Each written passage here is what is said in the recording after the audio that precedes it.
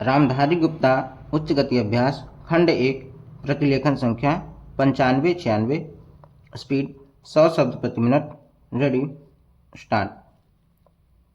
अध्यक्ष महोदय, मैं कृषि मंत्रालय की मांगों का समर्थन करती हूँ।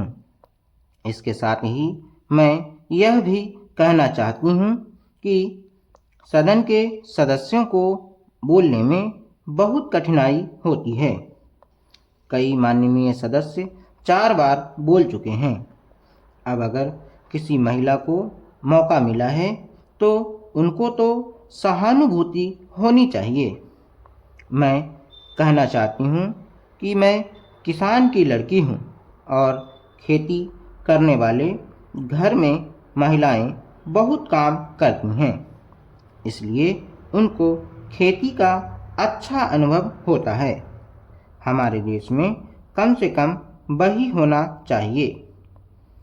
कम खेती करने वाले घरों में महिलाएं ज़्यादा काम करती हैं, उनको हर सुविधा होनी चाहिए।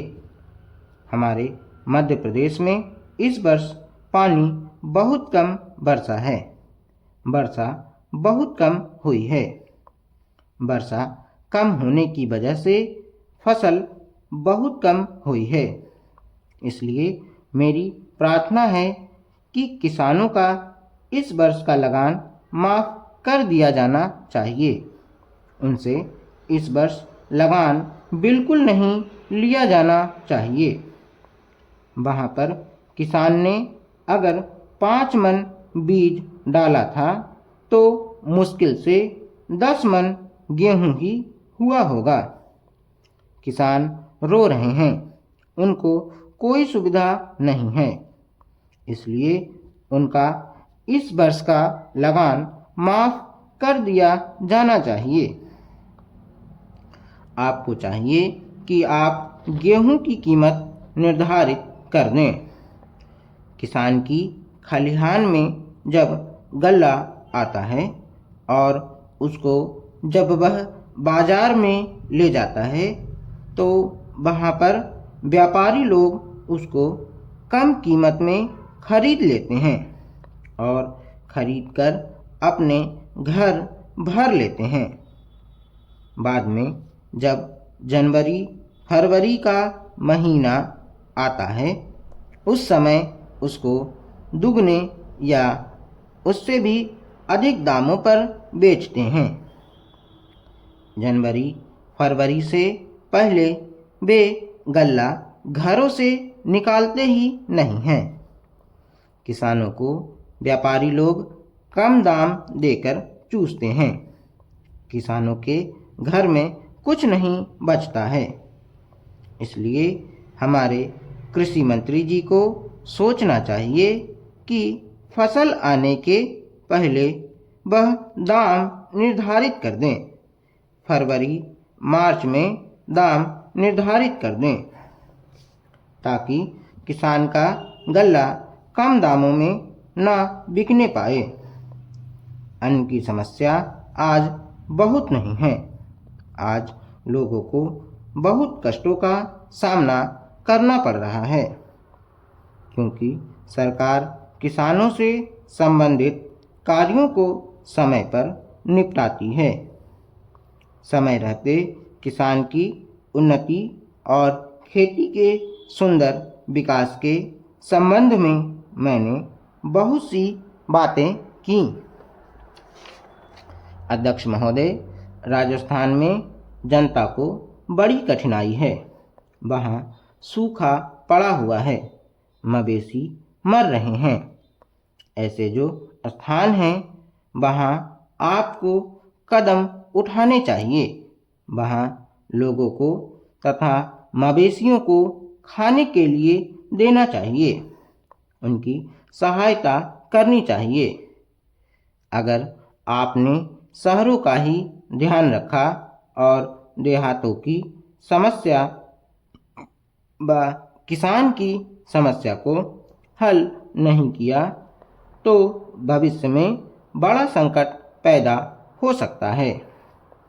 जब मैं अपने क्षेत्र में कार्य करने के लिए जाती हूँ तो जिन लोगों ने वोट दिया होता है और जिन्होंने नहीं भी दिया होता है वे भी शिकायत करते हैं कि जब वोट का समय आता है तब तो आप कहती हैं कि लगान माफ़ होगा, गल्ला सस्ता होगा, गाय भैंस के लिए घास का प्रबंध होगा, लेकिन हो तो कुछ भी नहीं रहा है।